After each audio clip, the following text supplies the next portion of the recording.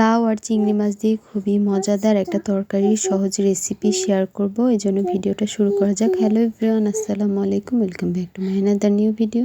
আর এই জন্য এখানে 2 কাপ পরিমাণ নিয়েছি লাউ আর নিয়েছি 1 কাপ পরিমাণ চিংড়ি মাছ।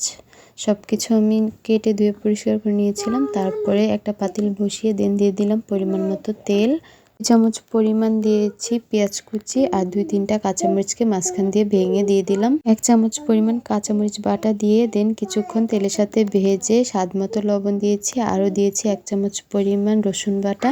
পরিমাণে পানি দিয়ে দিলাম 1 চামচ পরিমাণ ধনিয়ার গুঁড়ো আর 1 চামচ পরিমাণ হলুদের গুঁড়ো। আরও সাথে দিয়েছি 1 চামচ পরিমাণ মরিচের গুঁড়ো। এখন সবকিছু ভালো করে নাড়াচাড়া দিয়ে নেব। মিনিটের মতো সবকিছু কষিয়ে নিতে হবে। টমেটোকে লম্বা করে কেটে দিয়ে দিলাম চিংড়ি মাছগুলো। সবকিছু আবারও 1 মিনিট কষিয়ে দিয়ে দিব লাউগুলো। আর এখানে আমি লাউয়ে কোনো রকম পানি ব্যবহার করিনি।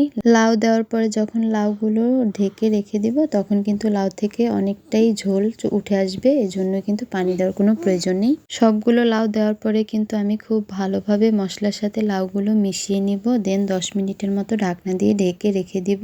আর যারা লাউ রান্না খুব পছন্দ করেন তাদের জন্য মূলত আমি রান্নার রেসিপিটা ভাবলাম শেয়ার করা যাক। আর অনেকে আছে লাউ রান্না করতে পারে না, তারাও ভিডিওটা দেখলে হয়তোবা খুব সহজেই রান্না করে ফেলতে পারবে। আর এইভাবে কিছুক্ষণ নাড়াচাড়া দিয়ে খুব ভালোভাবে মশলাগুলো মিশিয়ে নেওয়ার পরে ঢাকনা দিয়ে ঢেকে রেখে দিয়েছিলাম 10 মিনিট। আর 10 মিনিট পর ঢাকনা দিয়ে দেখলাম অনেকখানি ঝোল হয়েছে।